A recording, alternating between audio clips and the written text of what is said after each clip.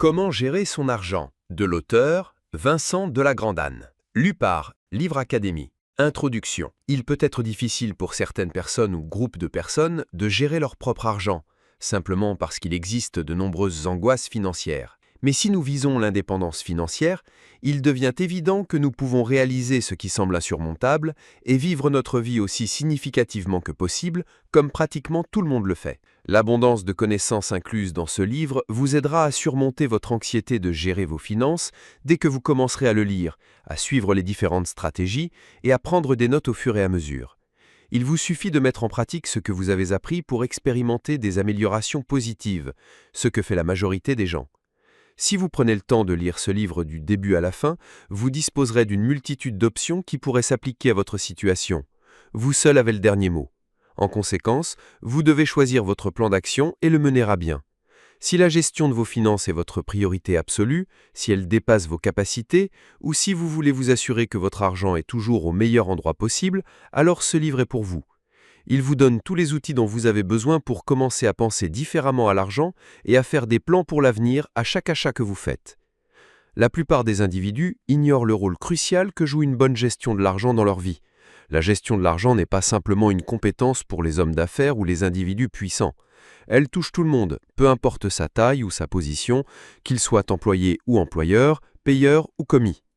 Peu importe votre statut social, votre situation financière ou votre niveau d'éducation, la gestion de l'argent est une compétence cruciale que vous devez évaluer avec soin.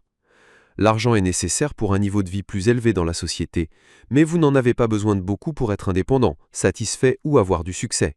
Il est important que vous sachiez comment surveiller vos dépenses et gérer vos finances afin qu'elles fonctionnent pour vous.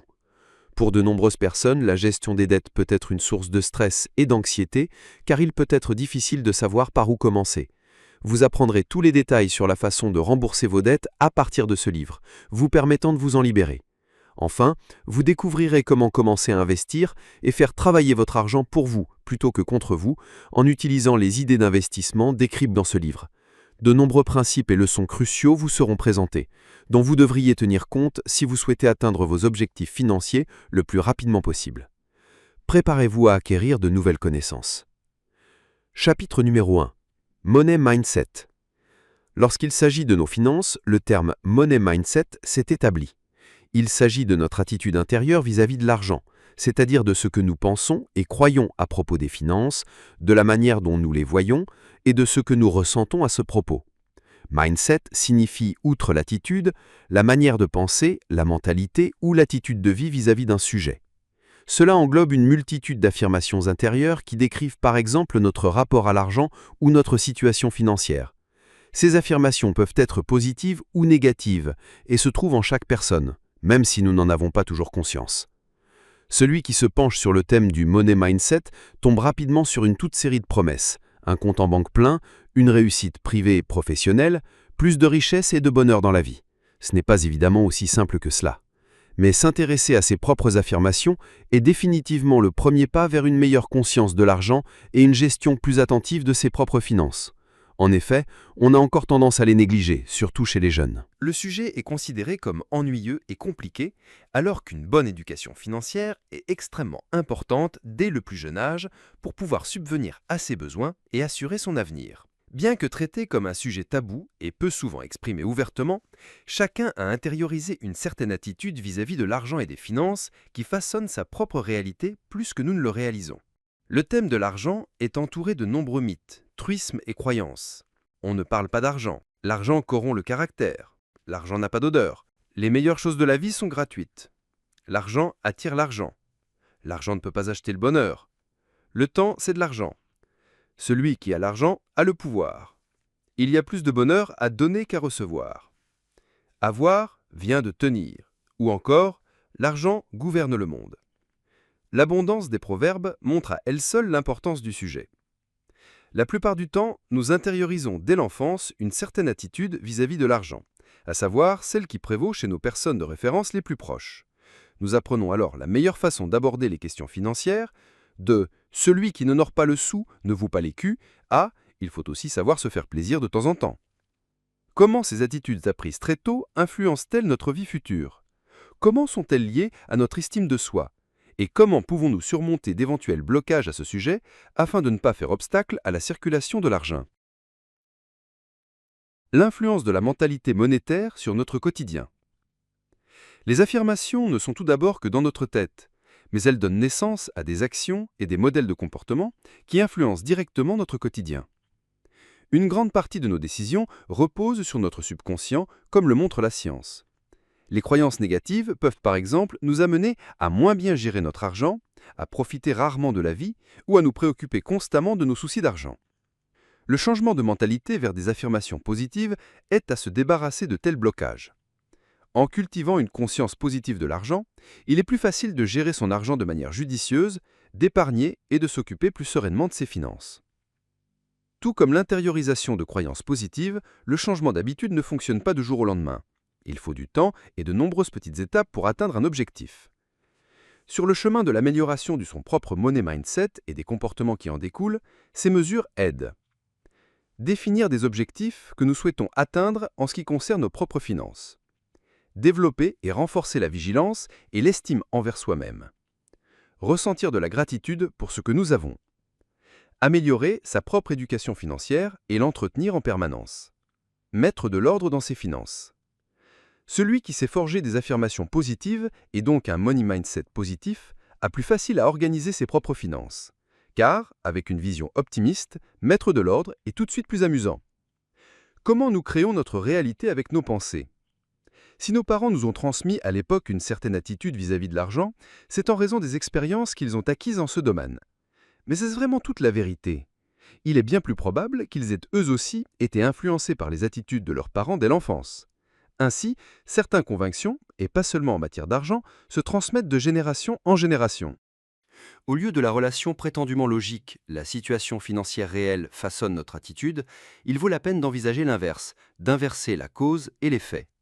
Peut-être que notre réalité en matière de finances est plutôt le résultat de la façon dont nous pensons à ce sujet. Car l'être humain agit selon le biais de confirmation. Inconsciemment, nous portons notre attention sur les aspects qui correspondent à notre représentation intérieure du monde. Nous avons tendance à prendre des décisions dont les conséquences confirment nos attitudes et à aménager notre vie comme nous pensons l'avoir mérité. Dans le domaine des relations, par exemple, ce lien est presque une lapalissade. Nous savons que nous devons d'abord nous accepter et nous respecter nous-mêmes, avant de pouvoir entretenir une relation dans laquelle l'autre personne nous apprécie et nous respecte tout autant. Si nous ne nous traitons pas comme si nous méritions quelque chose de positif, nous attirons des personnes qui en profitent et nous affrontent avec des normes tout aussi basses.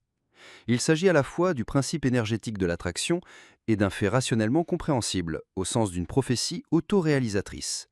Nous nous comportons en fonction de notre attitude, de telle sorte que les choses ont plus de chances de se dérouler comme nous le pensons, que ce soit de manière positive ou négative. Et cela vaut tout autant pour notre attitude vis-à-vis de l'argent. La valeur de l'argent. En tant que moyen d'échange, l'argent a un certain pouvoir d'achat, c'est indiscutable. Mais au sens énergétique, l'argent est neutre en termes de valeur, jusqu'à ce que nous le chargions d'une information ou d'une émotion particulière, jusqu'à ce que nous développions notre propre attitude à son égard et lui donnions une signification.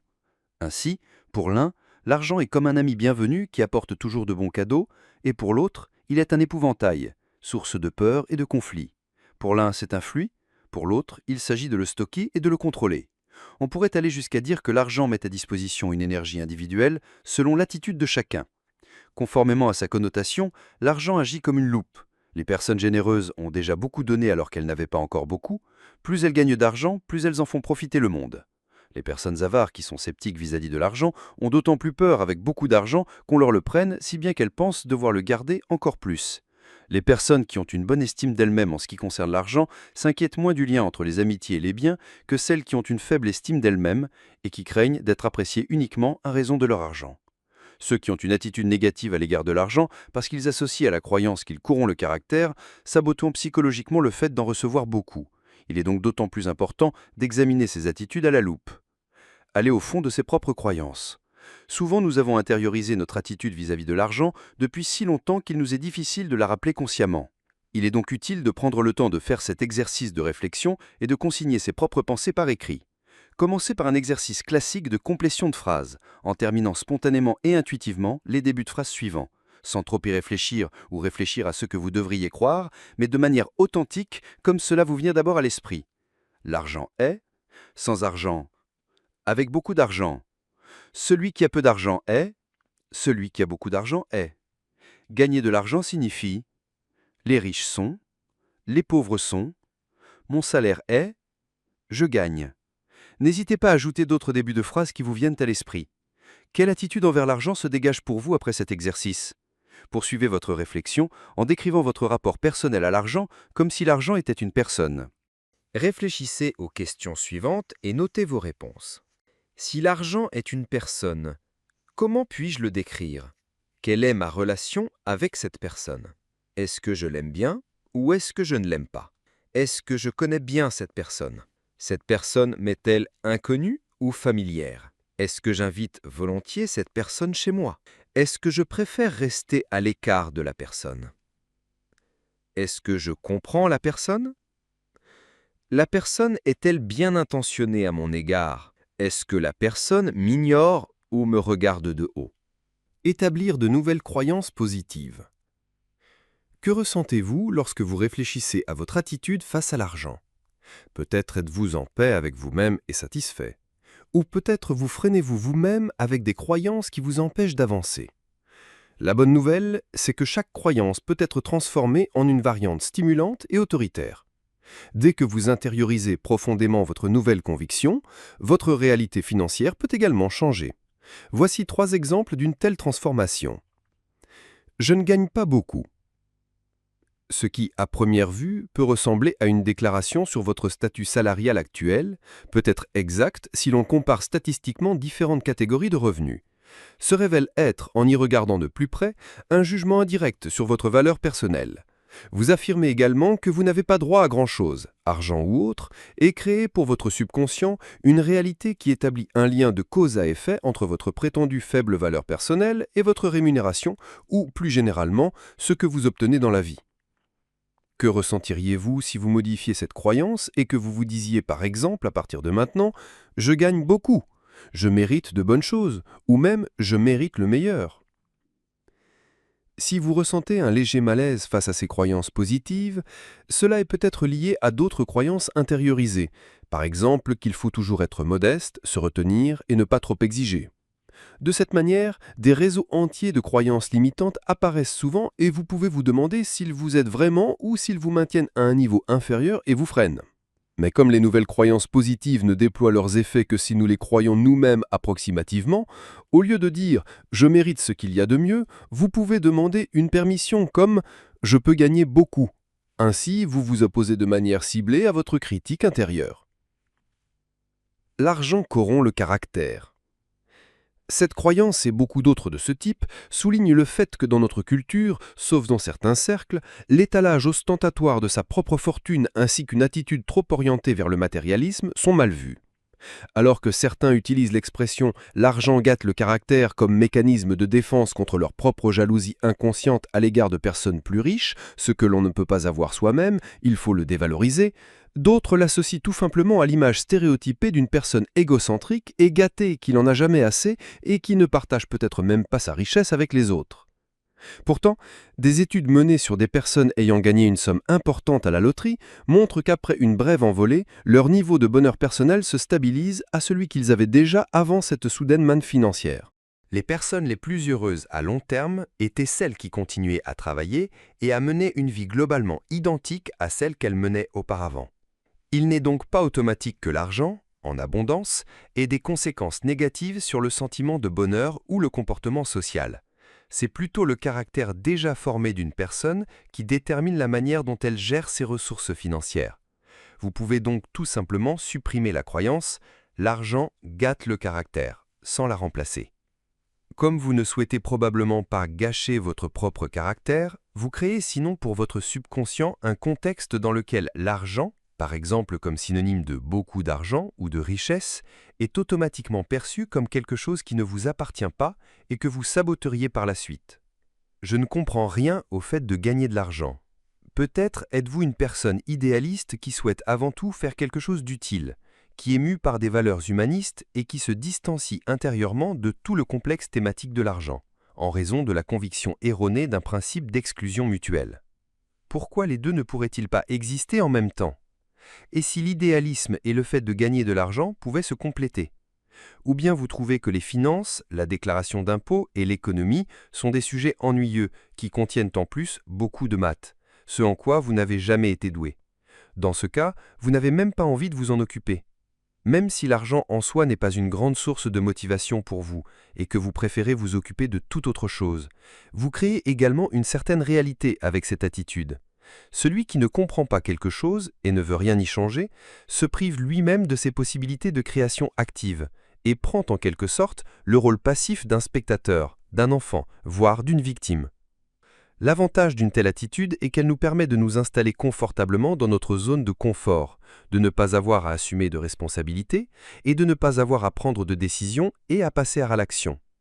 Peut-être aimeriez-vous aussi essayer ce que l'on ressent lorsqu'on grandit par rapport à l'argent, dans un cadre du processus au cours duquel on se penche sur des questions financières telles que « Quel est le salaire que je souhaite toucher ? Comment puis-je assurer ma retraite de manière privée ? Et quels sont les rêves nécessitant un certain investissement que je souhaite réaliser et comment puis-je y arriver ?» Au lieu de dire « je ne comprends rien au fait de gagner de l'argent », vous pourriez vous dire « je suis curieux de connaître les possibilités financières qui s'offrent à moi » ou « je m'intéresse au thème de l'argent », afin de vous ouvrir la voie vers une nouvelle approche plus proactive de celui-ci. 8 idées fausses qui vous empêchent d'être riche. Votre capacité à amasser des richesses est directement liée à votre façon de penser. Croyez-vous que vous êtes incapable de créer quelque chose pour vous-même ? Êtes-vous arrivé à la conclusion que vous n'êtes pas assez méritant ou digne ? Vous avez tout à fait raison, sauf si vous modifiez ces croyances et les remplacez par des croyances constructives. Pour générer des possibilités de mérite, poussez ce genre de pensée sur le côté de la route. Premièrement, en travaillant dur, je deviendrai riche. Les personnes les plus riches du monde n'ont pas réussi en travaillant pour d'autres personnes. Elles se sont enrichies. Même si leur voyage a commencé dans l'entreprise de quelqu'un d'autre, elles ont fini par réaliser qu'elles devaient saisir leurs propres opportunités. Vous devez gagner votre propre argent, et cela ne doit pas toujours être une affaire pénible, même si cela demande beaucoup de travail. Vous ne pouvez pas construire une vie riche et contrôlée si vous poursuivez ce rêve pour quelqu'un d'autre. Deuxièmement, être prospère vous change. Êtes-vous quelqu'un qui croit que l'argent peut vous transformer? Beaucoup de gens croient que l'accumulation de richesses diminue qui vous êtes en tant que personne. Cependant, ce déplacement est une décision qui ne peut être attribuée à un objet inanimé. En tant qu'êtres humains, nous évoluons et grandissons constamment. Nous avons le choix de devenir une personne qui abuse de l'abondance ou qui la tolère davantage. Aucune somme d'argent ne peut altérer notre personnalité. C'est nous qui prenons les décisions en fonction de la façon dont nous agissons, pensons et nous comportons. Troisièmement, un seul et unique objectif est de faire des économies. L'émancipation est une façon de construire notre prospérité, mais l'émancipation en elle-même ne vous mènera pas là où vous devez aller. Bien qu'il soit incontestablement crucial de construire un filet de sécurité pour les jours de pluie à venir, vous devez également apprendre la valeur de dépenser de l'argent à bon escient et de prendre des risques calculés avec. Nous ne pouvons pas laisser notre peur de la pénurie nous dominer au point de négliger de rechercher le vrai bonheur dans les fruits de notre travail. Quatrièmement, votre vie devient plus difficile à mesure que vous obtenez de la richesse. Avez-vous déjà commencé à croire que l'argent rend la vie plus difficile ou plus compliquée ? C'est une croyance répandue et l'une des plus ridicules que nous utilisons pour nous débarrasser de l'excès. Bien sûr, avoir plus d'argent ne vous rendra pas la vie plus difficile. Cela peut donner plus de dimension à votre vie, mais cela procure également plus de confort. Enfin et surtout, il est rassurant de pouvoir régler ses factures sans consulter en permanence son compte bancaire. Cinquièmement, le niveau de confort est suffisant pour la satisfaction. Il y a certaines personnes qui atteignent un niveau de confort et y restent. Ce n'est pas grave si quelque chose vous aide vraiment et vous apporte la paix. Être à l'aise financièrement est une bonne chose, mais ce n'est jamais vraiment acquis. Cela est dû au fait qu'une vie confortable n'offre pas toujours un filet de sécurité en cas d'événements majeurs ou de catastrophes naturelles. Elle ne nous donne simplement pas la chance de grandir ou nous développer de manière significative. Êtes-vous capable de suivre tout ce qui vous rend heureux depuis un endroit confortable ? Sixièmement, continuez à utiliser de l'argent pour jouer la carte de sécurité. Nous pensons que la bourse est le seul endroit où des revenus élevés sont produits, et nous pensons également que nous devons toujours miser sur la sécurité avec notre argent. Malheureusement, cela a été causé par une pénurie. Les personnes les plus riches de la planète utilisent leurs richesses pour acquérir encore plus de richesses. Cela ne se produit pas simplement en achetant quelques biens immobiliers. Parfois, il faut prendre des risques calculés avec son argent afin d'obtenir de gros rendements. C'est un équilibre délicat. Septièmement, les richesses sont liées au mérite. Nous nous sommes habitués à accepter l'idée complètement absurde que les riches obtiennent un avantage sur nous. Cela est dû en grande partie à nos ancêtres protestants, qui nous ont inculqué la croyance que ceux qui avaient gagné la richesse matérielle l'obtiendraient du ciel. Mais dans la pratique, les choses ne fonctionnent pas ainsi. Nous ne sommes pas devenus riches simplement parce que nous le méritions. Nous méritons tous d'être riches. La richesse que nous nous créons lorsque nous agissons provient de nos actions. Huitièmement, je ne suis pas assez brillant pour être riche. Vous avez probablement déjà dit « je ne suis pas assez intelligent pour être riche » ou quelque chose de similaire. Il y a une idée fausse selon laquelle seuls ceux qui ont des compétences exceptionnelles peuvent être des concurrents de haut niveau et avoir un grand succès. Mais c'est tout simplement faux. Nous avons tous des compétences et des capacités uniques que quelqu'un apprécierait grandement. L'intellect franchit rarement la ligne d'équilibre. En fait, on pourrait se demander si l'intelligence émotionnelle joue un plus grand rôle. Changer ses croyances et promouvoir l'intégrité. Vous devez une fois de plus répudier toutes vos croyances erronées liées à la richesse. Il y a beaucoup dans ce monde pour que chaque personne mène une vie agréable dans laquelle elle puisse rechercher son bonheur. Acceptez votre droit à l'abondance. Prenez en charge votre avenir, puis élaborez un plan d'action et de routine. Vous pourrez progressivement créer de nouvelles opportunités. Considérez que vous méritez l'abondance. Chaque personne sur notre planète mérite d'avoir accès aux ressources dont elle a besoin pour s'épanouir et trouver le vrai bonheur. Nous sommes profondément troublés par les récits superficiels de nos sociétés occidentales qui nous enseignent que seuls ceux qui ont les plus hauts niveaux de qualification et de compétences sont capables de mener une vie indépendante. Ce n'est tout simplement pas vrai. Nous sommes actuellement dans une ère millionnaire de l'e-sport. Tout le monde profite de l'abondance et il y a plusieurs opportunités de gagner. Vous méritez d'obtenir la qualité que vous désirez. Si l'abondance matérielle vous rend plus heureux, alors vous la méritez. Il y a suffisamment de place dans ce monde pour errer et vous êtes plus qu'assez bon pour faire partie de la communauté que vous choisissez. Considérez-vous comme méritant l'abondance. Croyez que vous n'êtes pas seulement capable d'atteindre la prospérité, mais que vous êtes aussi quelqu'un qui en vaut la peine. Il vous sera difficile de vous libérer des cycles qui vous maintiennent dépendant des systèmes et d'autres personnes qui ne veilleront jamais sur vous tant que vous ne solidifierez pas cette façon de penser. Une fois que vous réaliserez ce que vous méritez, vous cesserez de vous contenter d'une vie qui ne vous a jamais été destinée. Décidez de prendre en main son avenir. Si vous voulez vraiment construire une vie épanouissante, vous devez à un moment donné décider de prendre le contrôle de votre avenir. Vous ne pouvez pas consacrer votre vie entière à rendre quelqu'un d'autre heureux en attendant que vos propres besoins soient satisfaits. Nous seuls sommes responsables de prendre soin de nous. Feraient-ils tout ce qui est en leur pouvoir pour s'assurer que vous et votre famille êtes en sécurité jusqu'à ce que la prochaine opportunité d'emploi se présente si l'entreprise pour laquelle vous travaillez demain fermait? Si vous voulez cette sécurité, vous devez la fournir vous-même. Arrêtez d'attendre du monde qu'il vous fournisse l'abondance de bonne foi. La façon dont les choses fonctionnent dans la réalité diffère. Si nous voulons réussir, nous devons faire un investissement important en nous-mêmes. Pour grandir, il faut s'efforcer. Nous devons avoir foi en notre capacité à acquérir des connaissances, à effectuer des virages et à nous déplacer avec l'énergie de n'importe quel marché ou lieu dans lequel nous résidons. Vous avez déjà tout ce dont vous avez besoin pour assembler. Vous possédez déjà toutes les compétences et capacités mentales requises pour devenir ce juge supérieur. Ce grand succès, cependant, vous devez reconnaître la nature de ce succès et décider de la manière dont vous réagirez. Seule une activité spécifique et ciblée peut amener ce genre de vie. Chaque jour, nous devons travailler à nous améliorer ainsi que l'entreprise et les idées que nous voulons poursuivre. Réécrivez vos plans en plus d'une routine. Les êtres humains sont, à la base, des êtres simples. Nous devons apprendre à contrôler beaucoup de nos émotions et nous voulons des choses prévisibles, parce que nous les associons à la sécurité. C'est pourquoi une routine peut être tout aussi efficace qu'une étape précoce dans la construction d'une vie financièrement réussie.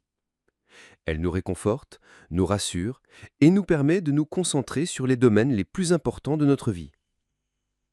L'habitude peut également nous aider à organiser nos vies et nos objectifs de manière plus efficace. Établissez des habitudes qui vous aideront à avancer dans la vie et à travailler beaucoup plus efficacement. Parce que nous sommes des êtres humains et donc des animaux de routine prévisible, les routines cohérentes nous effraient. Elles peuvent vous rendre heureux, mais peuvent également libérer de l'espace dans votre cerveau afin que vous puissiez vous concentrer sur d'autres tâches. Minimisez la quantité de pensées que vous devez consacrer à la vie quotidienne. Mettez en place des routines pour votre famille, votre travail et votre école. Les routines peuvent vous aider à nettoyer l'eau gâchée et à décider dans quelle direction vous devez vous déplacer en premier s'il y a des tâches ou des objectifs à accomplir. Commencez par votre routine matinale et n'ayez pas peur de faire des ajustements si nécessaire. Soyez compréhensif avec vous-même si vous hésitez. Développez un plus grand sens de l'autodiscipline. Vous devez apprendre à contrôler votre sens de l'autodiscipline si vous voulez performer à un niveau élevé. Le dynamisme interne et la maîtrise de soi dont vous faites l'expérience sont des manifestations de cette autodiscipline. Elle vous permet de prioriser vos tâches et de rattraper le temps perdu. Vous pouvez voir le problème dans son ensemble lorsque vous avez de l'autodiscipline. Vous comprenez que faire un sacrifice maintenant vous donnera plus de temps pour vous amuser par la suite.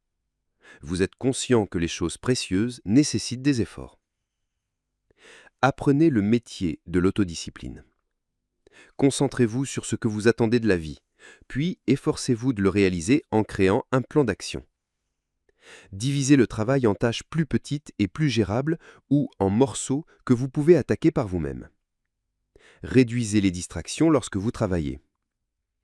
Peut-être vous sentez-vous inspiré à reconsidérer votre attitude vis-à-vis de l'argent, ou peut-être les recommandations se sont-elles heurtées à une résistance intérieure chez vous.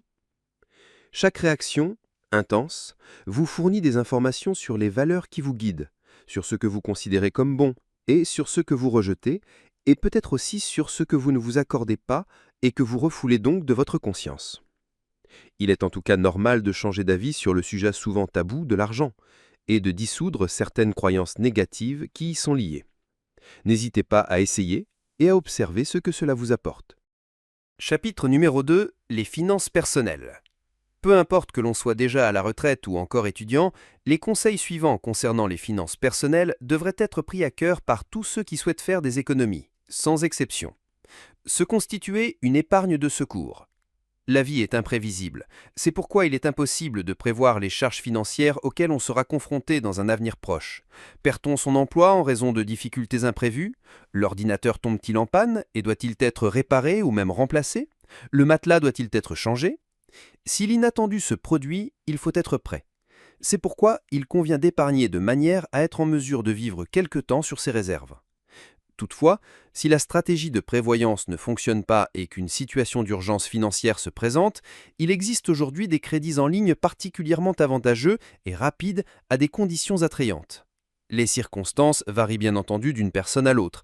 C'est pourquoi il faut également faire une distinction. En tant que fonctionnaire, il n'est pas forcément nécessaire de mettre de côté plus de 3 mois de salaire, car l'argent arrive de manière fiable même en cas de maladie. En revanche, le travailleur indépendant devrait plutôt se constituer un fonds de secours plus important, d'environ 6 mois de salaire, afin de pouvoir faire face aux problèmes financiers. Où dois-je placer mes réserves ? Il est recommandé d'ouvrir un compte d'épargne ou un compte à vue séparé pour les économies, afin de résister à la tentation de ne pas les dépenser sans raison valable. L'avantage d'un tel compte est que l'argent reste rapidement disponible. L'épargne du fonds d'urgence devrait avoir la priorité sur toutes les autres intentions financières et devrait également être évaluée régulièrement afin de pouvoir procéder à des ajustements. Par exemple, une personne qui possède peu d'appareils coûteux n'a pas autant de réserves qu'une personne qui possède plusieurs objets coûteux et vieillissants qui devront bientôt être remplacés ou réparés. À titre indicatif, il est conseillé de mettre de côté environ 10% de son revenu mensuel net. Avoir une vue d'ensemble de ses finances et établir un budget.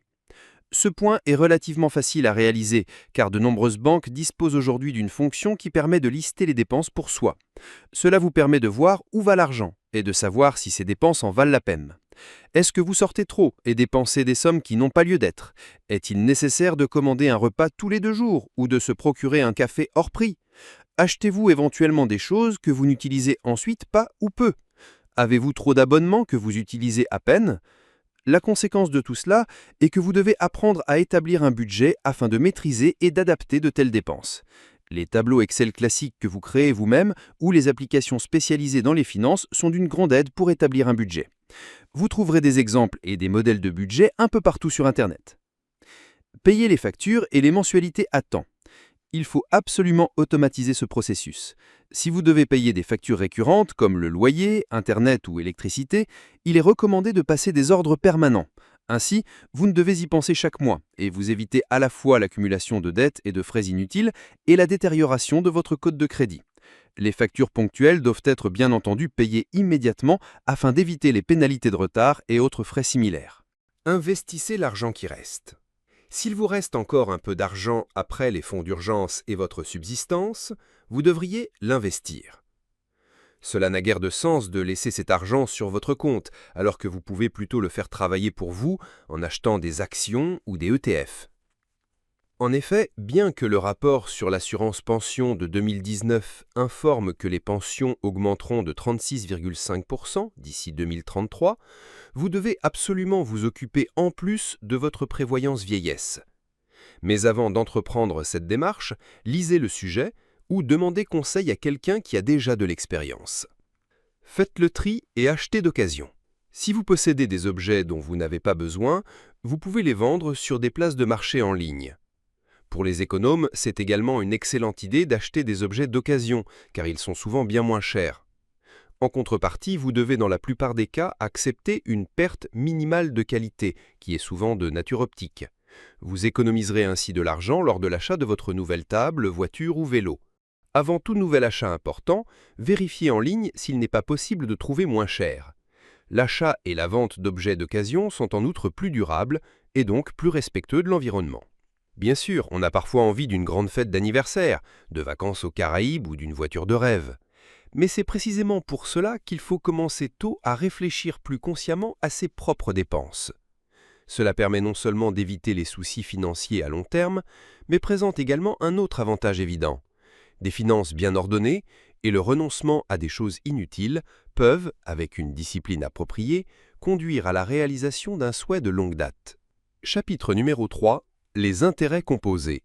Les intérêts composés décrivent les intérêts que les investisseurs perçoivent sur les intérêts. Si les intérêts sont immédiatement réinvestis ou thésaurisés, l'effet des intérêts composés se produit. Le capital investi croît plus rapidement, car les intérêts versés sont immédiatement rémunérés. L'intérêt composé est un moyen simple de constituer un patrimoine. En raison de sa simplicité, il est souvent sous-estimé. En règle générale, vous devriez pourtant absolument utiliser l'effet des intérêts composés pour faire fructifier votre argent. Le principe est simple, vous recevez des intérêts sur le capital investi qui sont crédités au placement. Si les intérêts ne sont pas dépensés et restent dans le placement, ils sont rémunérés avec le capital initial au cours de la période d'intérêt suivante. Ainsi, le capital à rémunérer augmente de plus en plus.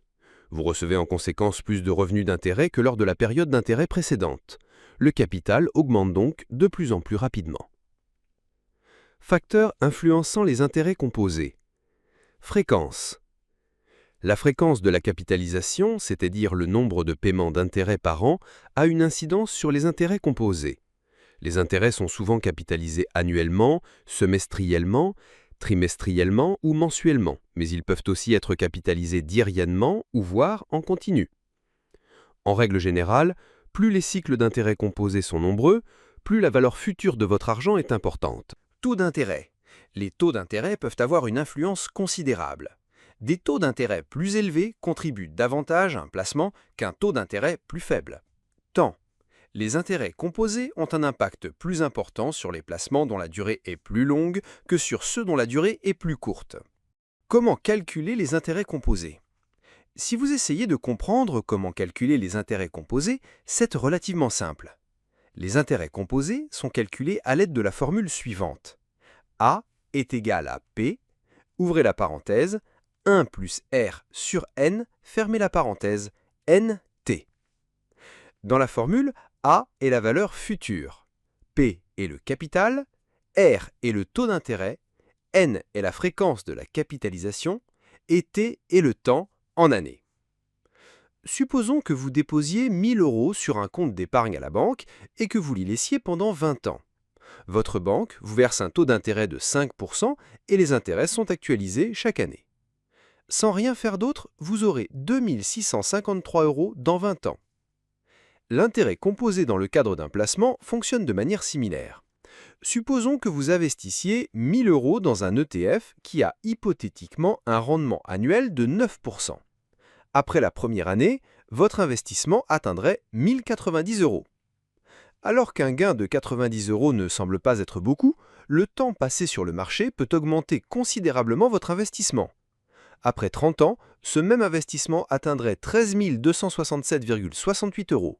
Cela représente une augmentation de 12 267,68 € par rapport à votre placement initial de 1 000 €. Les avantages des intérêts composés. La promesse d'une croissance exponentielle de leur argent est le principal avantage des intérêts composés pour les débiteurs. Lorsque des intérêts sont ajoutés à un compte, le compte commence immédiatement à générer des intérêts, ce qui augmente le taux de croissance du compte. Cela est vrai pour toutes les catégories d'instruments d'emprunt, comme les comptes d'épargne, les fonds du marché monétaire et les certificats de dépôt. Les intérêts non remboursables, ajoutés au montant principal du prêt, génèrent des intérêts supplémentaires, ce qui augmente le montant dû et bénéficie au prêteur. À moins qu'un dépôt de gage ne soit touché, chacun de ces dépôts est supérieur à celui qui le précède et finira par dépasser le montant du dépôt de gage. Un compte similaire peut augmenter de manière significative très rapidement. Lorsqu'associé à une campagne de déshérence régulière modérée, c'est ce que l'on entend quand on parle de la magie des intérêts composés. Lorsque de l'argent est prêté ou déposé, le montant, appelé principe, génère des paiements d'intérêt, qui sont essentiellement le coût d'utiliser de l'argent. Les taux d'intérêt sont simples lorsqu'ils ne sont pas ajoutés au montant principal et composés lorsqu'ils le sont. Ils sont généralement exprimés en pourcentage qui a été payé sur une période de temps spécifique après avoir été calculé en pourcentage du montant principal. Chapitre numéro 4. La gestion budgétaire. Dans la précipitation du quotidien, on repousse sans cesse l'établissement d'un budget familial. Et on est alors surpris lorsque de grosses factures d'assurance ménage ou de frais arrivent à la maison. Les dépenses irrégulières comme les frais de présentation de la voiture ou les nouvelles lunettes sont un défi supplémentaire. Certaines familles ont le sentiment de ne jamais pouvoir épargner quoi que ce soit. L'argent file entre les doigts, il est facile d'oublier combien on dépense et pourquoi. Il en résulte une sorte de sentiment d'impuissance, car on pense ne rien pouvoir changer. Et comme le niveau d'énergie des parents est généralement plutôt bas, ils se sentent livrés à la situation et n'ont pas la force d'établir un budget pour la famille. Pourtant, ce serait justement le point de départ pour optimiser la situation financière. En effet, de nombreux frais récurrents peuvent en fait être planifiés. Établir un budget est impopulaire, peu sexy, et pourtant si utile. Anecdote. Vincent est un jeune homme passionné et ambitieux. Désireux de mettre en place un budget et de l'investir, il s'est acheté une tirelire afin de pouvoir mettre de l'argent de côté. Au fil du temps, il se mit à ouvrir cette tirelire pour quelque besoin que ce soit, ce qui le conduit parfois à même prêter de l'argent auprès de ses connaissances. Fatigué de cette méthode qui n'aboutit pas, il se mit à rechercher des réponses sur le net. Après avoir parcouru plusieurs pages et appliqué plusieurs méthodes, Vincent se retrouve toujours avec un budget insuffisant. Conscient de son avenir, il décida de continuer les recherches jusqu'à ce matin d'été, où il tomba sur un article de journal lui faisant part explicitement du concept de gestion d'un budget. En effet, il découvrit ce jour l'importance d'établir et de respecter son budget, depuis qu'il mit en place les connaissances apprises dans cet article de journal. Il arriva à respecter son budget annuel et à même faire des économies et des investissements. Pour y arriver, notre jeune hargneux s'y épée de la façon suivante. Il commença par établir la liste de toutes ses éventuelles dépenses ainsi que les sources de revenus qu'il possède. Il nota en détail et avec le plus de précision possible toutes ses dépenses annuelles. Il le fit saisir et prit soin de le respecter scrupuleusement. Afin de respecter ce programme bien établi, Vincent s'est armé d'une chose, discipline. Pourquoi faire un budget? En réalité, c'est plutôt simple. Vous avez à la fois de revenus et des dépenses. Ce n'est que lorsque vous aurez gagné plus d'argent que vous n'en aurez dépensé, que vous aurez suffisamment d'argent pour réaliser un rêve ou faire un investissement intéressant. Nous devons être honnêtes et dire que nous ne pouvons pas épargner de l'argent pour nos rêves et nos désirs. Les réserves sont essentielles pour couvrir les dépenses imprévues, payer les impôts et s'assurer une retraite confortable. Faire un budget vous donne une vue d'ensemble de vos finances et vous permet d'identifier les domaines dans lesquels vous pouvez augmenter vos économies et dépenser moins. Comment établir un budget pour la famille en 5 étapes? 1. Bien planifié, c'est déjà presque économisé. La planification d'un budget prend un peu de temps et nécessite quelques documents. Certains points peuvent donner lieu à des discussions entre les parents, car il s'agit de définir des priorités. En outre, il vaut la peine d'examiner le potentiel d'économie de certains postes budgétaires. Il est donc préférable de réserver un après-midi ou une soirée pour pouvoir se consacrer tranquillement au sujet, sans cris d'enfant et interruption parce que quelqu'un est en train d'essayer d'embellir le chat avec de la pâte à modeler. Si les documents et informations nécessaires sont à portée de main, un budget peut être élaboré en 2 ou 3 heures. Attendre le bon moment ne sert à rien. En principe, un budget peut être établi à tout moment. Il est judicieux de se réunir avant le début d'un nouveau mois ou d'une nouvelle année, pour ensuite commencer le premier du mois ou au début de l'année. 2. Attention, prêt. La manière la plus efficace d'établir un budget est de se baser sur les événements passés. C'est pourquoi il est judicieux de mettre à jour au préalable tous les documents bancaires et d'assurance, d'étudier les anciennes déclarations d'impôts et d'observer pendant au moins 4 semaines les frais qui seront engagés. Pourquoi cette durée de 4 semaines? Parce que de nombreux coûts sont générés au moins une fois au cours d'un mois.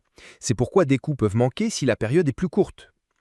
Liste de contrôle des informations nécessaires à l'établissement d'un budget. Revenus, salaires, activités annexes, allocations familiales et ou pensions alimentaires.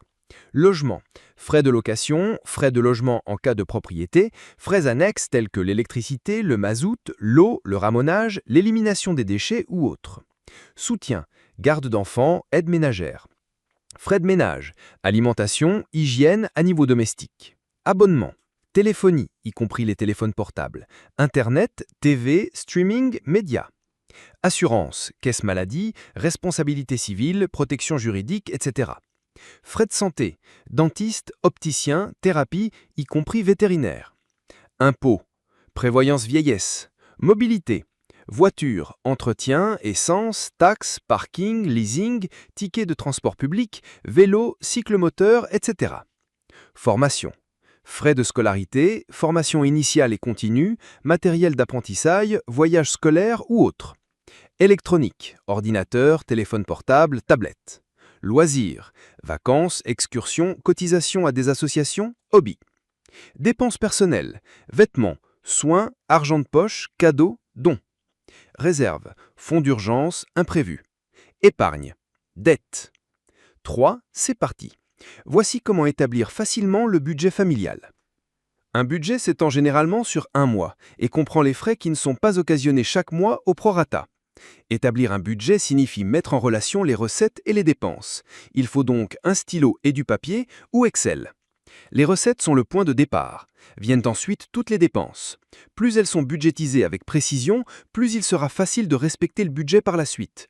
C'est pourquoi il vaut la peine d'observer les dépenses au préalable pendant un certain temps. Dans l'idéal, on dispose d'informations qui remontent à plus d'1 an, car les impôts et de nombreuses assurances, par exemple, ne sont dus que chaque année. Le budget est donc, à proprement parler, une liste de toutes les recettes et dépenses. Il y a des coûts qui sont fixes. Pour ceux-ci, il n'y a pas de grande marge de manœuvre, par exemple le loyer ou la caisse maladie. Il vaut bien sûr la peine de vérifier régulièrement ces coûts fixes, car il est souvent possible de faire des économies. Et pourtant, ce sont des coûts auxquels on ne peut pas échapper. Ils sont listés après les recettes. Viennent ensuite les coûts variables. Ce sont des coûts qui sont budgétisés afin de savoir combien d'argent est disponible pour ces postes. Les coûts variables sont très individuels. Chaque famille a des priorités et des besoins différents. Cela peut donner lieu à des discussions, car tous les parents ne considèrent pas les mêmes choses comme aussi importantes. Des exemples sont les hobbies coûteux qu'une seule partie a, ou combien d'argent doit être dépensé pour une nouvelle voiture ou des articles de décoration pour la maison. Le budget se termine par un 0. Les recettes sont éliminées par les dépenses. Mais ici sont également prises en compte des parts pour la prévoyance vieillesse, l'épargne et pour la réserve. C'est pourquoi il ne reste pas d'argent à la fin du mois, mais tout l'argent a été réparti dans les points correspondants du budget. Il est très important d'inclure les parts d'épargne dans le budget, sinon on a tendance à les oublier. Certaines familles hésitent à épargner pour la prévoyance vieillesse parce qu'elles ne sont pas sûres de pouvoir mettre régulièrement un certain montant de côté. Là encore, l'établissement d'un budget donne un meilleur aperçu de ce qui est possible. En outre, les plans de prévoyance flexibles, qui permettent aussi de temps en temps de faire une pause dans les primes, sont utiles. 4. Les points qui sont souvent oubliés. Il n'y a pas que les économies qui sont souvent oubliées dans le budget. Les coûts qui ne sont pas visibles au premier coup d'œil passent aussi souvent inaperçus. En font partie des points tels que constituer des provisions pour la franchise, se constituer un pécule de 36, réserve pour les frais imprévus, ou encore le fait que les familles sont particulièrement exposées au risque de perte de salaire. Une perte de salaire est un grand défi pour les familles. Si cela se produit en raison d'une maladie ou d'un accident, il faut s'attendre à ce que les assurances sociales légales ne versent ensemble que 60% du dernier salaire. Pour de nombreuses familles, cela ne suffit tout simplement pas. C'est pourquoi il vaut la peine de couvrir le risque d'incapacité de travail par une assurance. 5. Essayer, c'est mieux que d'étudier. Le budget est établi, il s'agit maintenant de le mettre en œuvre au quotidien. Il vaut la peine de consulter régulièrement le budget familial. D'une part parce que cela aide à maîtriser les coûts, et d'autre part parce que cela permet de détecter rapidement les erreurs. Les postes oubliés sont immédiatement ajustés. Le budget familial devrait être comparé au moins une fois par mois avec les coûts effectifs. Avec le temps, le respect d'un budget devient une habitude et les chiffres sont assimilés. Ensuite, il est tout de même recommandé de se réunir une fois par an pour vérifier le total des coûts et, éventuellement, adapter le budget pour l'année suivante. Enfin, les besoins des enfants évoluent constamment. École de musique, football, puis plutôt hockey sur glace, un enfant a soudain besoin d'un soutien scolaire. Le début ou la fin de l'année scolaire est un moment idéal pour cela. Les erreurs budgétaires que font les gens. Se fixer un budget n'implique pas de se priver de ses envies. Lorsqu'il est correctement exécuté, un budget sert de boussole stratégique pour notre avenir financier. Un budget bien pensé est en fait un élément essentiel d'une stratégie financière solide. Malheureusement, des hypothèses budgétaires erronées conduisent de nombreuses personnes bien intentionnées à commettre des erreurs ou abandonner carrément la notion de plan de dépenses. Il n'y a pas de budget du tout. Il n'y a aucun moyen de l'éviter. Créer un budget ne sert à rien. C'est terrifiant. Et si vous n'aimez pas ce que vous apprenez? Après tout, n'est-il pas vrai que l'ignorance est une bénédiction? Vous voudrez peut-être l'éviter, mais créer un budget et faire quelques ajustements financiers est beaucoup plus facile que de vous retrouver dans un scénario épouvantable. La difficulté est en partie due au fait que la création d'un budget implique généralement de renoncer à des choses auxquelles vous tenez et de mener une vie de pauvreté. Continuez à lire pour en savoir plus sur les alternatives disponibles. Ignorez l'impôt sur le revenu. Même si vous gagnez 50 000 € par mois, cela ne signifie pas que vous toucherez 1/12 de ce montant chaque mois. Avant même de toucher l'argent, l'impôt sur le revenu est déduit. Si vous estimez vos dépenses maximales en fonction de vos revenus, vous prétendez essentiellement avoir des milliers d'euros que vous n'avez pas. Dans ce scénario, on vous garantirait votre salaire net de près de 12 000 €. L'absence de catégorie d'urgence. Les factures inattendues et les urgences imprévues font partie intégrante de la vie. La seule façon de se préparer à l'imprévu est d'accepter que des événements inattendus se produisent et de se constituer une réserve financière. Considérez les factures suivantes et leurs coûts. L'entretien de l'automobile. La sonde à oxygène est l'une des réparations auto les plus courantes. Elle coûte généralement 250 €. La rénovation de la maison. Un évier bloqué ou qui leak est la réparation de maison la plus courante et la dépense en plomberie se situe entre 160 et 430 €. Les problèmes de santé. Une visite médicale pour un malaise coûte généralement entre 130 et 180 €. Espérons qu'aucune de ces éventualités ne se produira, mais il serait absurde de croire qu'elles ne se produiront jamais. Selon la plupart des experts, un fonds d'urgence devrait être suffisamment grand pour couvrir 3 à 6 mois de vos dépenses courantes. Il est difficile de réunir cet argent d'un seul coup, alors faites plutôt un versement mensuel. Chaque mois où vous ne l'utilisez pas cet argent, il sera ajouté à ce fonds. Croire que l'on peut survivre sans avoir de plaisir. Ce n'est pas faisable. Bien sûr, vous pouvez économiser beaucoup d'argent si vous restez assis dans une zone faiblement illuminée et remplie d'eau. Mais combien de temps pouvez-vous continuer ainsi? Ce budget sera un échec lamentable. Après tout, créer un budget, c'est prendre charge de votre argent afin que vous puissiez utiliser votre argent durement gagné pour des choses qui vous sont essentielles. Vivre la vie que vous voulez, c'est ce que cela signifie. À quoi bon si vous ne vous amusez pas? Une bonne règle générale consiste à réserver entre 5 et 10% de vos revenus au divertissement. Le montant peut changer en fonction des besoins pressants ou des objectifs financiers importants, mais la principale leçon à retenir est que vous devez établir un budget. Pas revoir son budget. Votre budget doit être ajusté en fonction de l'évolution de votre situation financière. Vous avez eu une augmentation? Ajustez votre plan de dépenses. Vous avez dépensé beaucoup d'argent pour des cadeaux cette année? Ajustez le plan de dépenses. Pourquoi ne pas vous inscrire à un tout nouveau service fantastique qui vous envoie un délicieux fromage tous les mois? Bon, ok, mais ajustez le budget. À quelle fréquence devez-vous réviser votre budget? Chaque mois. Posez-vous les questions suivantes pendant que vous le faites. Tous mes coûts sont-ils justifiés? Toutes mes sources de revenus sont-elles représentées? Est-il quelque chose pour lequel je dépense beaucoup d'argent dont je n'ai pas envie ou dont je n'ai pas besoin? Est-ce que je suis en mesure d'atteindre mes objectifs financiers? Est-ce que je rembourse les bonnes dettes? Ne pas négocier. Essayez de négocier vos dépenses ou de chercher une meilleure avant de résilier votre abonnement. Est-il possible de refinancer l'un de vos prêts? Les banques et les coopératives de crédit se battent toujours sur les taux. Donc si vous avez fait un achat important, comme un véhicule ou une maison lorsque votre crédit n'était pas idéal, vous devriez chercher un nouveau taux. Avez-vous déjà souscrit à un service à un prix réduit pour que le prix augmente un an plus tard? Oui. Les entreprises dépensent beaucoup d'argent pour essayer de recruter de nouveaux clients et si vous menacez de changer de fournisseur, elles essaieront généralement de négocier un meilleur tarif ou de rétablir votre offre de lancement. Vous pouvez le faire vous-même ou louer une application pour le faire à votre place. Mettre trop l'accent sur l'épargne. Chaque budget comporte deux parties. Ce pourquoi vous dépensez de l'argent et ce qui vous rapporte de l'argent. Qu'est-ce qui est le plus difficile? Trouver un moyen d'augmenter les revenus de 100 € par mois ou réduire les dépenses de 100 € supplémentaires par mois. Faire des suppositions éclairées. Imaginez que vous vérifiez le solde de votre compte bancaire et que vous voyez sur le reçu, vous avez environ 1 000 €. Environ, ce n'est pas suffisant. Vous voulez savoir combien d'argent vous avez en main. C'est ce que j'aimerais voir si les banques autorisaient plus de 2 décimales. Lorsqu'il s'agit d'établir un budget, il nous arrive de faire des estimations approximatives. Habituellement, ma facture d'électricité est d'environ ceci, ou je dépense environ ceci en repas. Ces estimations peuvent être inexactes, et les différences peuvent représenter des centaines d'euros de plus que les coûts prévus. Ainsi, une crise budgétaire a été évitée. Ignorez les dépenses semi-régulières. Quel est le pourcentage de services d'abonnement qui ne vous facture qu'une fois par an? Il est facile de se souvenir de tout ce qui vous est facturé chaque mois lorsque vous établissez votre budget, mais il est beaucoup plus difficile de se souvenir de ces dépenses moins fréquentes. Tout cela s'additionne. Lorsque vous établissez votre budget, tenez compte des services suivants.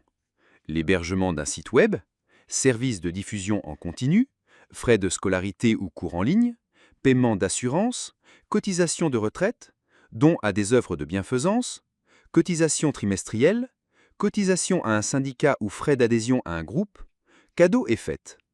Divisez ces coûts par 12 et prenez l'engagement mensuel d'économiser une partie de ce montant.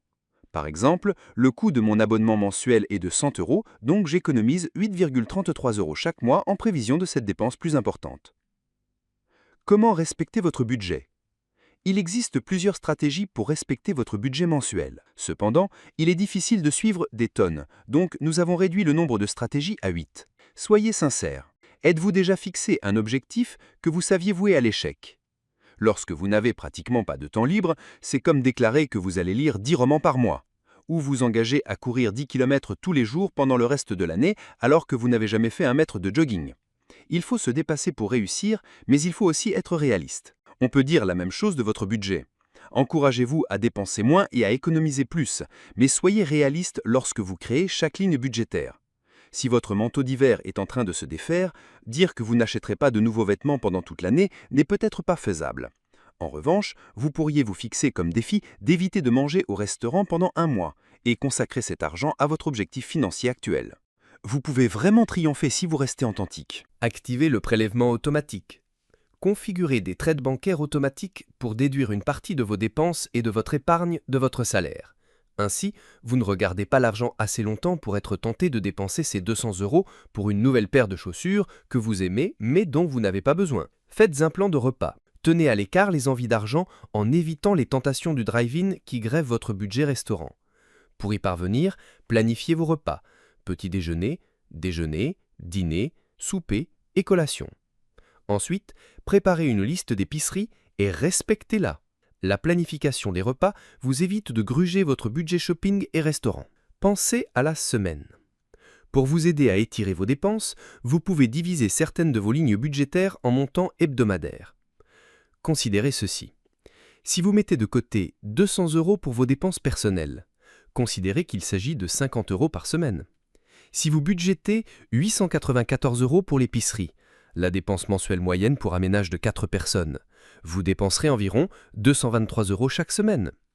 Il est parfois plus facile de respecter son budget si l'on considère ces petits montants. Revoyez votre agenda social. Chaque année, l'anniversaire de votre meilleur ami tombe le même jour. Prenez des dispositions pour ça. Vous devez créer un plateau de charcuterie pour le club de lecture du mois prochain. Prenez les dispositions nécessaires. Une famille de l'extérieur de la ville est en visite. Vous voyez où je veux en venir? Oui, les événements inattendus et les crises peuvent avoir nécessaire. Cependant, de nombreuses surprises sont simplement le résultat d'une préparation inadéquate. Donc, pendant que vous planifiez votre budget mensuel, vérifiez votre agenda social pour vous assurer que vous budgétez correctement les demandes de chaque mois. Et ne vous inquiétez pas, vous n'avez pas besoin de repartir de zéro pour chaque budget. Copiez tout ce qui a été fait le mois précédent, puis apportez des modifications uniquement aux lignes budgétaires susceptibles d'être affectées par des événements futurs. Faites-vous un partenaire budgétaire. Trouvez-vous un partenaire de budget, également appelé partenaire de responsabilité, et faites-vous une grande faveur en matière de budget. Il s'agit de quelqu'un qui vous soutiendra et qui sera franc lorsqu'il s'agira de vous critiquer. Vous êtes marié? Boum! Vous avez un copain bon marché intégré. Chaque mois, faites le point avec votre copain de budget et planifiez le prochain budget. Si vous êtes marié, organisez une discussion mensuelle du budget avec votre conjoint.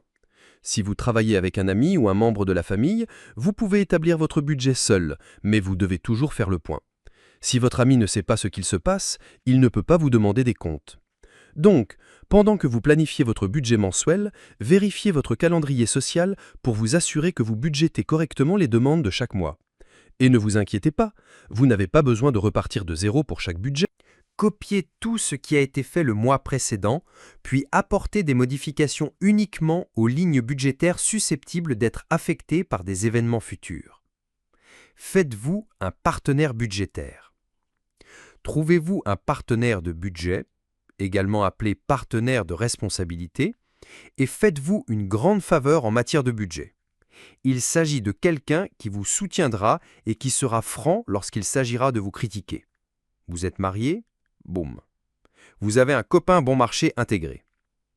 Chaque mois, faites le point avec votre copain de budget et planifiez le prochain budget. Si vous êtes marié, organisez une discussion mensuelle sur le budget avec votre conjoint. Si vous travaillez avec un ami ou un membre de la famille, vous pouvez établir votre budget seul, mais vous devez toujours faire le point. Si votre ami ne sait pas ce qui se passe, il ne peut pas vous demander des comptes. Si vous n'êtes pas sûr de savoir quoi faire avec votre ami du budget chaque mois, trouvez-vous un copain du budget. Chapitre numéro 5. La gestion des dettes. Peu importe si vous empruntez 20 € à un ami ou si vous faites appel à un vendeur pour vous aider à obtenir une machine à laver à crédit, chaque fois que vous acceptez un remboursement, vous contractez un pacte de dette. Même si vous empruntez des sommes importantes à la banque, vous avez toujours besoin d'argent. Crédit, comme on les appelle ici. Dans ce cas, tant la durée de remboursement que le montant des intérêts que vous devez payer sont précisément précisés. Théoriquement, il ne devrait pas être difficile d'obtenir un prêt d'un tiers. Au contraire, il est avantageux pour les achats importants. Anecdote. Dans son élan de joindre les deux bouts et de faire des économies, M. de la Grand'Anne se mit à contracter des dettes et des crédits auprès de ses amis. Fatigué d'avoir son compte bancaire toujours au découvert, il choisit de prendre conseil afin de pouvoir gérer ses dettes. De tout ce périple, il finit par garder quelques méthodes qui lui permirent de rembourser toutes ses dettes. Pour ce faire, il commença par établir une liste de tous ceux à qui il devait. Ensuite, il désigna une somme qui constituerait le capital minimal à rembourser. Il commença par les plus grandes sommes. Auprès de certains créanciers, il prit la décision de demander une réduction du taux d'intérêt, ce qui lui permit de réduire le délai de remboursement dans le cas où la proposition fut acceptée. Afin de poursuivre dans cette lancée, il eut comme conseil d'arrêter d'utiliser les cartes de crédit. En effet, avec une carte de crédit en main, on a l'achat facile. Ayant auparavant établi un solide budget, cela lui permit également de faire des économies, qui entrèrent dans la gestion de ses dettes. Notons que Vincent fut aidé dans cette labeur par un expert en planification des finances. Comment vivre sans dette? Est-il possible de vivre sans dette? Après tout, les dettes font partie du quotidien de la société. Peu importe où vous vivez ou si vous avez votre propre logement, votre propriétaire ou votre prêteur vous avancera des paiements. Toutes ces tâches sont régies par un contrat et font partie de la vie quotidienne. Si nous voulons vivre sans dette, nous devons d'abord nous assurer que nous avons suffisamment d'argent pour subvenir à nos besoins quotidiens. Les dépenses excessives sont un risque si elles se poursuivent pendant une période prolongée. Nous voulons tous empêcher que cette situation ne se produise. La meilleure façon d'éviter d'être pris au dépourvu est d'évaluer vos options financières. Nous avons dressé une liste de 5 conseils pour vous aider. En effet, vous ne pourrez vivre sans dette que si vous êtes parfaitement au clair avec votre propre situation. Tenir un livre de compte pour surveiller les recettes et les dépenses. Il est conseillé de tenir un livre de compte en entrée. Cela peut sembler compliqué, mais grâce aux modèles informatiques et aux logiciels modernes, ce n'est plus aussi difficile qu'auparavant. L'avantage est qu'en comparant régulièrement vos revenus et vos dépenses, vous pouvez déterminer rapidement et avec précision si vous êtes dans le rouge. Planifiez de préférence les périodes de collecte des frais fixes sur votre calendrier, pour éviter d'être surpris par ceux-ci. Vérifiez les contrats et les affiliations. Vérifiez si vos contrats, affiliations et abonnements sont à jour. De temps en temps, vous y découvrirez des choses dont vous n'avez plus besoin ou dont vous ne voulez plus du tout. En particulier, les frais mensuels associés aux contrats de voiture ou de téléphone portable peuvent se transformer en véritables pièges à dette. Faire le choix d'accepter un plus petit volume de données ou de réduire l'assurance auto pour les véhicules plus anciens peut vous permettre de réduire les coûts réguliers. Dans cette situation, il vaut également la peine d'examiner plusieurs fournisseurs, afin d'identifier de meilleures options qui facilitent la vie sans dette. Calculer les coûts d'abonnement annuels et imaginer ce que l'on pourrait acheter avec l'argent est parfois utile. Profitez d'offres pour des produits plus chers et payez en espèces. Envisagez de commencer par jeter un coup d'œil à vos dépenses générales. Vous pouvez en fait économiser de l'argent en réduisant vos dépenses quotidiennes pour la nourriture et l'entretien ménager. Il vaut la peine de rechercher les prix des articles liés à la drogue en particulier et de réserver les achats au moment où il y a une bonne offre. La comparaison régulière des prix et l'utilisation fréquente des offres promotionnelles vous rapporteront plus d'argent pour vous adonner parfois à votre plaisir. Les applications avec des listes de courses ou des catalogues en ligne avec des offres spéciales peuvent être tout aussi utiles que les listes de courses traditionnelles. N'utilisez que des devises liquides dans la mesure du possible. En conséquence, vous êtes réellement conscient de l'argent que vous dépensez. Si vous utilisez une carte de crédit ou effectuez des achats en ligne, votre perspective globale se perdra plus rapidement. Évitez les petits crédits et comparez impérativement les conditions de crédit. Ne contractez pas de crédit pour régler d'autres dettes. Sinon, vous tomberez facilement dans la spirale de l'endettement dont vous aurez du mal à sortir seul. De nombreuses institutions financières attirent les clients avec des offres lucratives, en particulier pour de faibles montants de crédit, que l'on peut rapidement avoir sur son compte. À court terme, les crédits peuvent certes apporter un soulagement et donner le sentiment de vivre sans dette.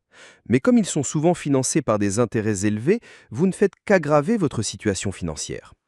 Si vous décidez de contracter un crédit, comparez les conditions. La banque habituelle n'est pas toujours le meilleur choix. Utilisez les calculateurs de crédit sur les sites web des banques et des caisses d'épargne. Saisissez différentes combinaisons de montants et de remboursements afin de pouvoir comparer les offres de crédit. Cherchez le dialogue avec les créanciers. Si vous deviez malgré tout être en retard dans vos paiements, cherchez le contact avec vos créanciers. Expliquez-leur votre situation financière, car en règle générale, vos créanciers sont prêts à vous aider. Vous pouvez ainsi convenir d'un remboursement échelonné, voire d'un report qui vous convient. Technique pour rembourser ses dettes. Pour réussir à rembourser vos dettes et obtenir de meilleurs résultats, vous devez utiliser une ou plusieurs stratégies intelligentes et adopter une gestion disciplinée de votre argent. Le simple fait d'effectuer des paiements supplémentaires sans planification n'est pas un moyen efficace de réduire ses dettes et aura probablement pour conséquence que le processus de remboursement prendra beaucoup de temps. Examinez ces 6 stratégies et réfléchissez à celles qui pourraient fonctionner pour vous. Négocier des taux d'intérêt plus avantageux. C'est un moyen simple de rendre le processus de remboursement de la dette moins douloureux, à condition que vous en soyez capable. Baissez vos taux d'intérêt. Modifier le taux d'intérêt de ton hypothèque nécessite un refinancement, mais cela pourrait en valoir la peine. Une règle générale veut que cela en vaille la peine si le taux d'intérêt que vous êtes susceptible d'obtenir est inférieur d'un point de pourcentage à celui que vous avez. En revanche, pour vos dettes de carte de crédit, vous n'obtiendrez un taux d'intérêt inférieur que si vous le demandez. Utilisez la stratégie de la boule de neige. L'une des questions auxquelles sont confrontées de nombreuses personnes endettées est de savoir quelle dette rembourser en premier. Il existe deux écoles de pensée opposées sur ce sujet. L'une d'entre elles est l'approche boule de neige qui consiste à payer d'abord sa plus petite dette, ce dont on développe un sentiment de dynamisme. Par exemple, si vous avez un crédit automobile et des dettes sur 5 cartes de crédit différentes, vous pouvez peut-être rembourser rapidement 2 de ces cartes, de sorte que vous n'avez plus que 4 soldes à rembourser au lieu de 6.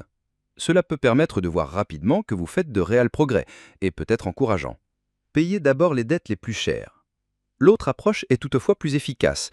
Payez d'abord les dettes avec les intérêts les plus élevés. N'oubliez pas que vous avez dressé une liste de vos dettes et des taux d'intérêt. Celles dont les taux d'intérêt les plus élevés vous coûteront le plus cher au fil du temps. Ainsi, pour minimiser les frais d'intérêt, vous devriez rembourser une dette avec un taux d'intérêt de 21% avant de vous attaquer à une dette avec un taux d'intérêt de 12%. Consolidez vos dettes. Une autre stratégie vous permet d'éviter de décider quelle dette vous devez rembourser en premier, en consolidant vos dettes. Selon le type de dette que vous avez, vous ne serez peut-être pas en mesure de les regrouper toutes en une, mais vous pourriez par exemple regrouper toutes les dettes de carte de crédit sur une seule carte ou consolider différents prêts étudiants en un seul. Certaines personnes contractent des prêts hypothécaires pour régler différentes dettes. Cela peut être efficace si ces prêts immobiliers ont un taux d'intérêt plus faible. Il peut s'agir d'une stratégie puissante car elle s'accompagne souvent de taux d'intérêt plus bas et d'intérêts déductibles. Mais elle réduit vos fonds propres et met la maison en péril, il vaut donc mieux l'éviter à moins que vous n'ayez la discipline nécessaire pour rembourser le prêt immobilier de manière vraiment régulière. Si vous utilisez l'argent pour rembourser des dettes de carte de crédit, mais que vous continuez ensuite à en contracter d'autres, cela n'en valait peut-être pas la peine. Les avantages de la consolidation peuvent être des paiements mensuels moins élevés, si tu prolonges ton délai de paiement, tandis que les inconvénients peuvent être une flexibilité moindre et une période d'amortissement plus longue, ce qui peut signifier plus d'intérêt au total. Dépenser moins et gagner plus. C'est une stratégie raisonnable. Il suffit de dépenser moins et de gagner plus en même temps. Voici quelques moyens de dépenser moins. Emportez votre déjeuner de chez vous et préparez votre propre café le matin. Négociez des tarifs plus bas avec les opérateurs de téléphonie mobile, d'Internet et du câble. Résiliez votre abonnement à la télévision par câble et diffusez en streaming à la place. Mettez fin aux abonnements superflus, tels que les abonnements à la salle de sport. Allez moins souvent au restaurant, et si vous y allez, buvez de l'eau. Rencontrez des amis pour jouer à des jeux ou regarder des films, plutôt que d'aller dans des bars, des restaurants ou à des événements. Reportez le plus longtemps possible les achats importants qui ne sont pas vitaux. Faites vos achats dans les magasins et en ligne avec des bons de réduction, et utilisez une application numérique de bons de réduction. Échangez des services de babysitting avec des amis. Téléchargez une application de comptabilité budgétaire, comme Mint par exemple. Téléchargez une application d'épargne. Arrêtez de fumer ou de boire, ou les deux. Voici des moyens de gagner plus d'argent. Prenez un emploi à temps partiel. Si vous travaillez 10 heures de plus par semaine pendant un an à 12 € l'heure, vous pouvez gagner 6 000 € avant impôt. Vous pourriez travailler chez un détaillant local ou à domicile, peut-être encadrer des étudiants, enseigner la musique, écrire en freelance, éditer des textes ou donner des conseils. Regardez de nouveaux emplois comme Uber si vous avez une voiture, Rover et Wag si vous aimez les animaux, ou Care.com si vous voulez faire du babysitting ou danser. Postez tous les services que vous pouvez offrir, comme le bricolage ou l'entretien de la pelouse, sur des serveurs de liste d'email dans le voisinage. Si votre ménage a 2 voitures ou plus, envisagez d'en vendre une et d'utiliser le transport en commun. Nettoyez le désordre dans la cave, le grenier ou le garage en vendant et en donnant des objets. Si vous le pouvez, envisagez de fabriquer et de vendre des choses, comme des bijoux, du savon, du tricot, du travail du bois, etc. En fonction de l'endroit où vous vivez, vous pouvez peut-être louer un emplacement de stationnement ou un espace dans votre maison via Airbnb. Demandez une augmentation de salaire. Selon un rapport, environ 70% des personnes interrogées en reçoivent une. Évitez les erreurs stupides. La dernière stratégie pour sortir de l'endettement est tout simplement d'éviter les erreurs stupides.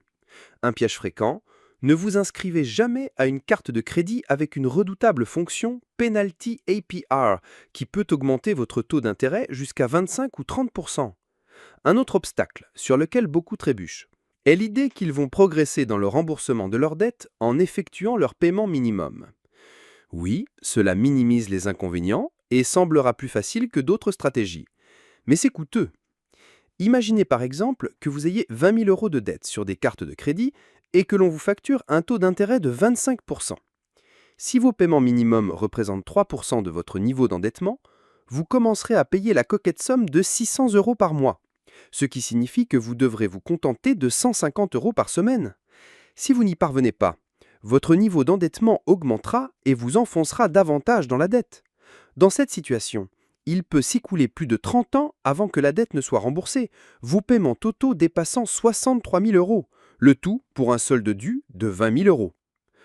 L'idée de devoir rembourser une dette importante peut être décourageante, mais ne vous laissez pas intimider. Vous pouvez définitivement y arriver et dans quelques années, vous